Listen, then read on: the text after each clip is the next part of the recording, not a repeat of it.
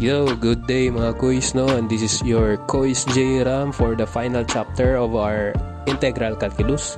And let's go. For the synopsis, natay mass and density, work, fluid pressure, centroid of plane area, and sample problems. So kani guys, ang integral calculus is nanata sa last part wherein dagan siya ay klase sa application pero makuha lang taog upat ka topic, which is the mass, density, work, fluid pressure, and then the centroid of plane area. So for the mass and density, so given a thin rod oriented along x-axis over an interval which is a to b, so let the density or P denote linear density function giving the density of the rod at a point x of the interval. So then the mass of the rod is given by, so mass will be equals to integration of from a to b, then the density with respect to x, no? So mo lang na ang formula para sa mass density na to. So let's proceed for an example sa kanang mass density nga application, no? So consider a thin rod oriented on the x-axis over an interval which is a to b, or the pi over 2, and then the pi. And then if the density of the rod is given by sine x, so what is the mass of the rod? So simply butang lang nato na siya sa atong formula, which is the integration of from a to b, no, integration sa imong density with respect to x, so, para makuha nato ang iya mass. So it will be equal to pi over 2, lower na limit, and then the upper limit which is pi, and then ang mass density nimo which is sine x dx. So integration sa sine will be negative cosine x, and then namang kay limit, so imo na siya substitute sa x nimo, then upper minus lower which is cosine pi minus negative cosine pi over 2. So the answer will be 1. And then let's proceed, no, sa number 2 na example.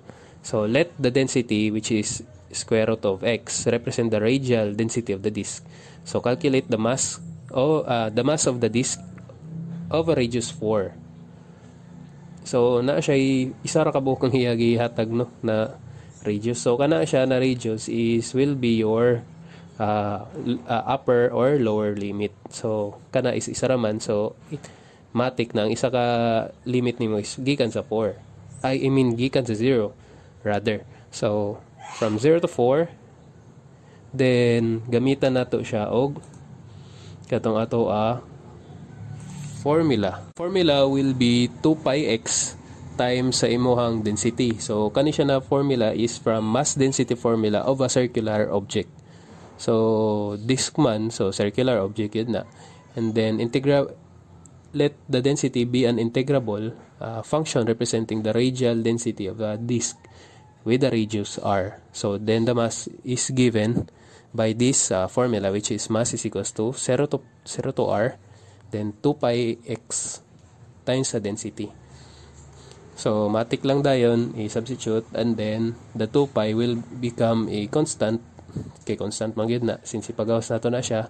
And then ang x times ang x which is na kay 1 na exponent, and then your x na isa na nasulod sa square root is na siya power which is 1/2. So 1 plus 1/2, it will be 3/2. So kana siya is integrate nato. So 3/2, no, plus 1 over 3/2 plus 1. So may mo siya 5/2. And then pormahon din to nimong denominator niya, so it will be 2/5, no, kabaliktaran ay reverse. So 2 pi times 2/5 times x raised to 5/2, which is substitutan pa nato 4 og 0 or upper and lower limits. So the final answer will be 128 pi over 5. So ayaw mo kalimot og set sa inyong cycle into radii, no? Labi nag-involve ta og mga pi or mga angles. So we are done with the mass and density. So let's proceed sa ikaduhang application, which is the work. So a work is a fundamental concept in classical physics is work, no? If an object is moved in a straight line against the force for a distance, the work is the work done is force times distance, or W is equals to F times S.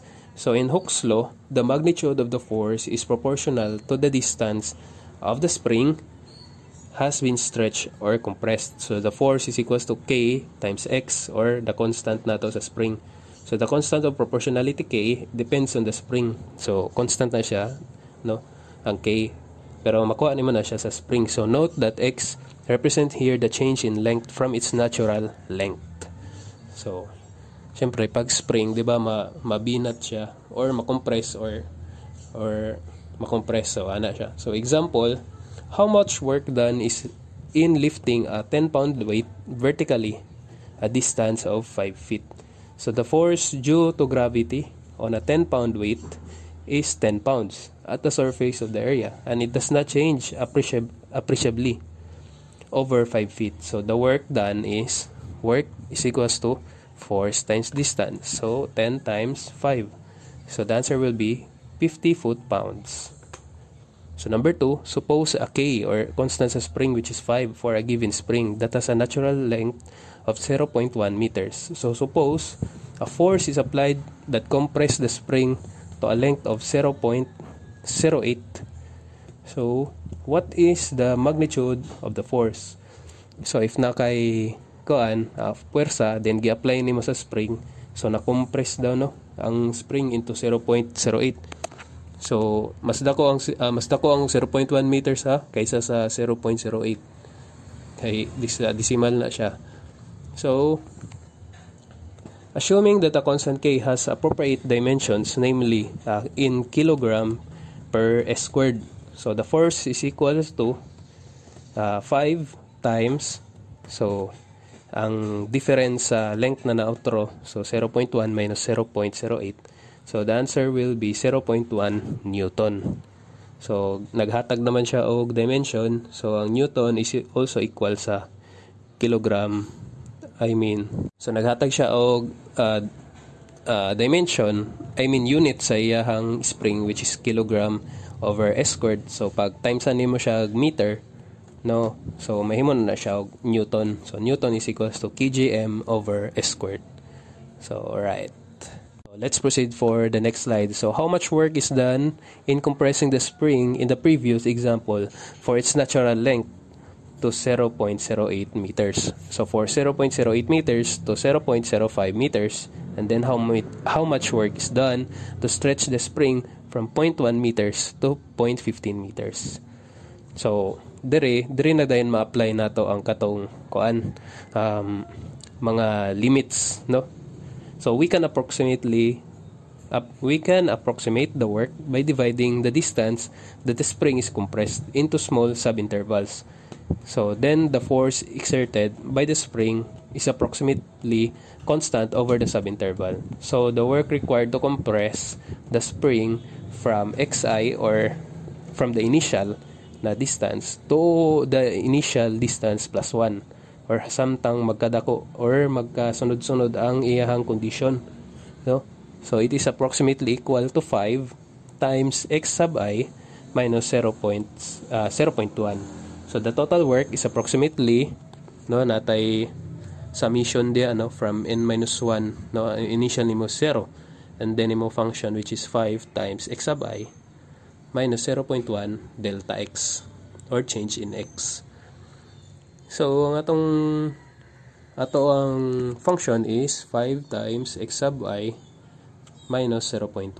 Kung anong 0.1 man, since 'di ba sa previous example, isang natural length niya is nagsugod sa 0.1 meters. So from 0.1, so so gi-compress daw siya into 0.08. So muna siya from 0.1 to 0.8, no, kaning sa work is equals to integration of 0.1 to 0.08. And then ang imuhang function, which is 5 times x minus 0.1 dx. So the answer will be 1 over 1,000 Newton meter. So the other values we simply use the different limits to compress the spring from 0.08 meters to 0.05 meters. So diriya is only ang iyang limits lang namang mautro. Pero ang imuha gyud kuan, ang function is maintain na gyud siya ni nana ang 5 times x minus 0.1 dx.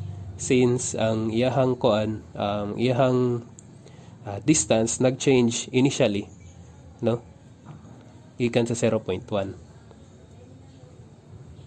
Distance or the length sa spring na giutro, no? So for 0.05 na kay 21 over 4,000 Newton meter, and then for 0.15 meters na nanadayon kay 1 over 160 Newton meter. So the next slide will be an example again para sa atong work, no, with which correlates sa spring. So the work required to stretch or compress the spring. So suppose it takes a force of 10 Newton. So in the negative direction to compress a spring which is 0.2 meters from which the equilibrium position. So how much work is done to stretch the spring 0.5 meters from the equilibrium position? So when we say equilibrium position, so equal na siyang length, no, wherein mag-stable na ang kuan, ang pag-compress or stretch sa isa ka spring. So first find the spring constant, which is k. So when x is equals to negative 0.2, so we know that the function of x, no, is equals to negative 10. So the function of x is equals to k times x or distance, no. So gihatag naman daan, so the negative 10 is equals to k times negative 0.2. So ang imuhang spring constant will be 50. So and function of x is equals to 50x. So then to calculate the work, we integrate the force function obtaining.